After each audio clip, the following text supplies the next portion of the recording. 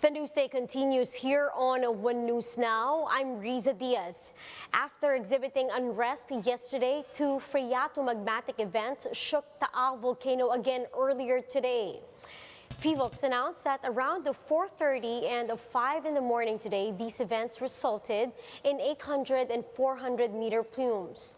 Meanwhile, in the past 24 hours, there have been 14 volcanic earthquakes, including 10 volcanic tremor events that lasted for 2 to 3 minutes. PHIVOLCS added that there has been upwelling of the hot volcanic fluids in the Taal Lake, which resulted to 1,000-meter tall plumes that drifted southwest. Now the area remains under alert level 3. Let's get more details on this regarding again the continuous activity of the Taal volcano with PHIVOLCS Director Renato Solidum Jr. is joining us this morning. Director Solidum, magandang umaga po. Magandang umaga po sa inyo. Director Solidum, can you give us an update? Are we expecting Taal volcano's unrest to worsen in the next coming hours or days? We have not seen the escalating activity of Taal volcano. The parameters that we have seen so far would be the explosions, as you mentioned, and the continuous recording of a few volcanic earthquakes. These volcanic earthquakes and the steaming would signify that magma is moving slowly, as well as the gases. And this would continue in the next several hours or days.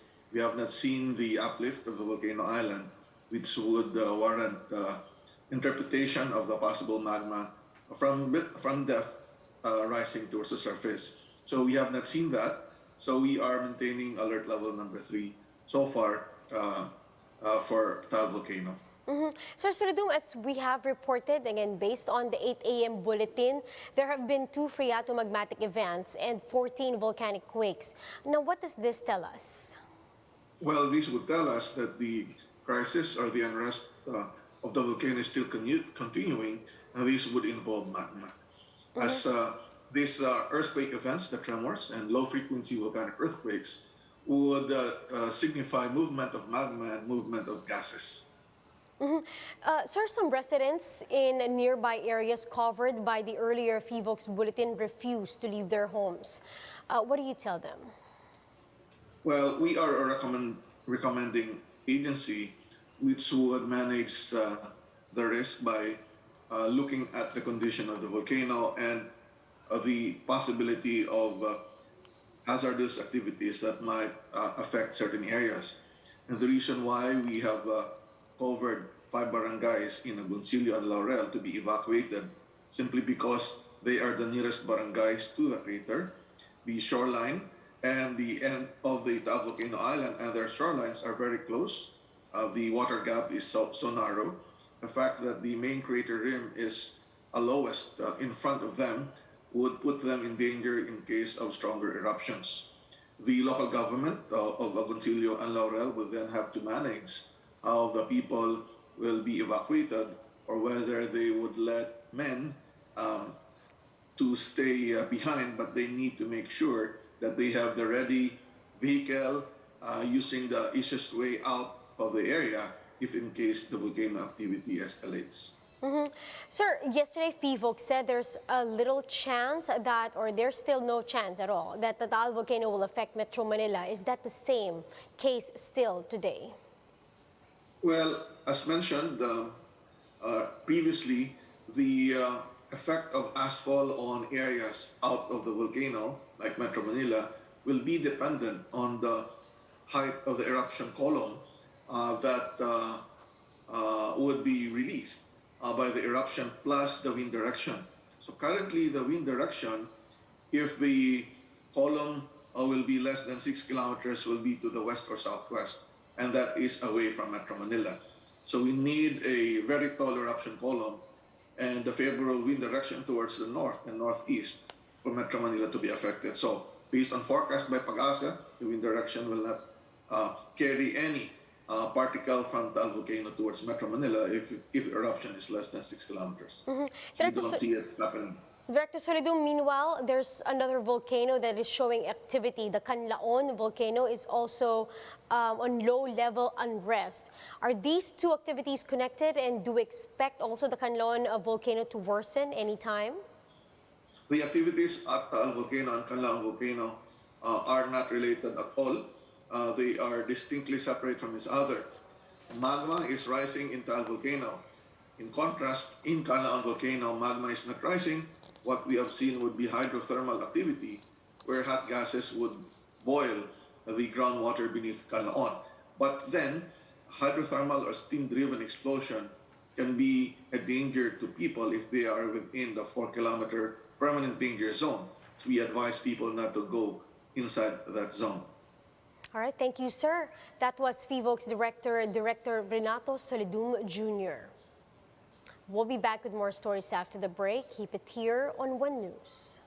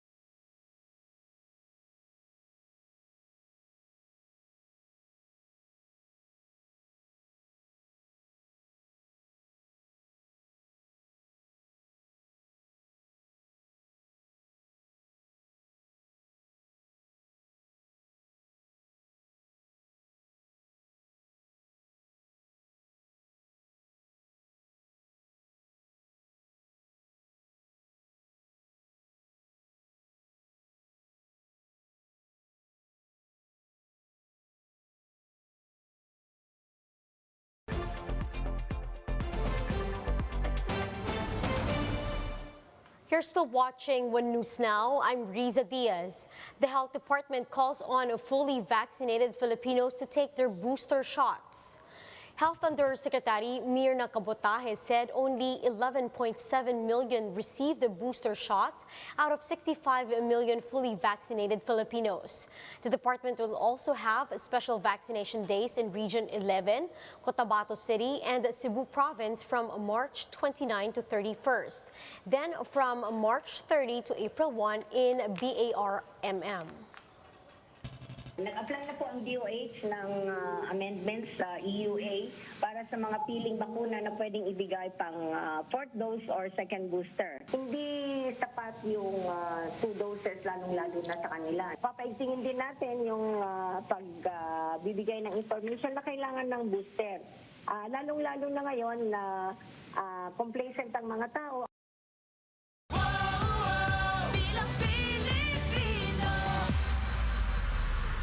Presidential front-runner Bongbong Marcos's camp maintains there is no final court decision yet on the family's alleged unpaid estate taxes. In a statement, Marcos's spokesperson, Attorney Vic Rodriguez, claimed that the candidate's detractors are only politicizing the issue. He added that since the case is still pending, there is no certainty yet as to the estate tax owed by the Marcoses. But according to retired Supreme Court Associate Justice Antonio Carpio, the Bureau of Internal Revenue should file criminal charges against Marcos for failing to pay the estate tax for decades. Meanwhile, former BIR Commissioner Kim Henares says if a BIR does not act immediately, efforts to collect the unpaid estate tax may soon be for naught.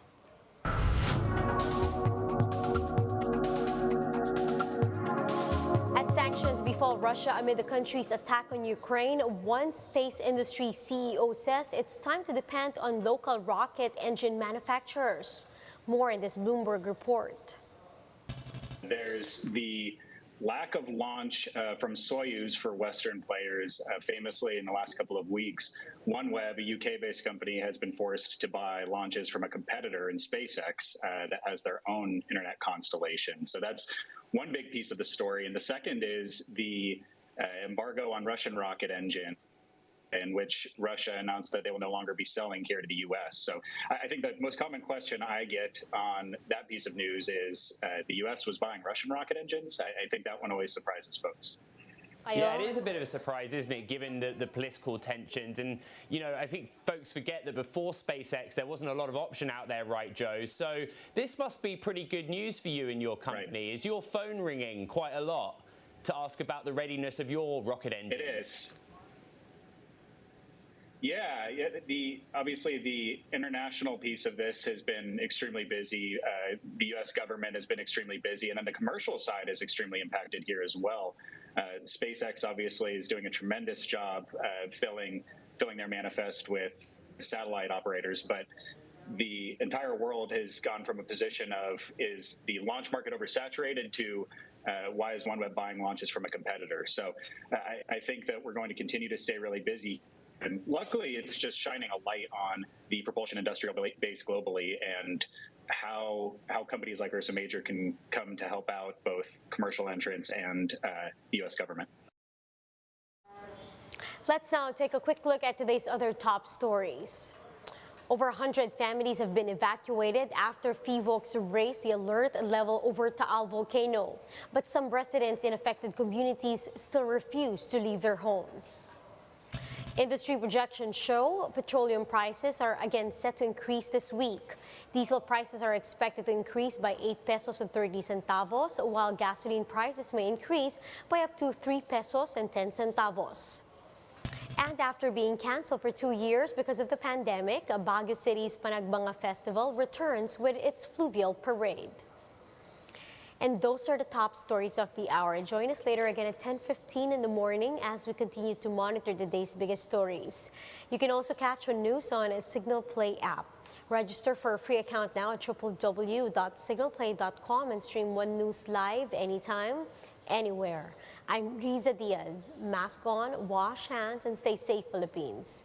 We are One News.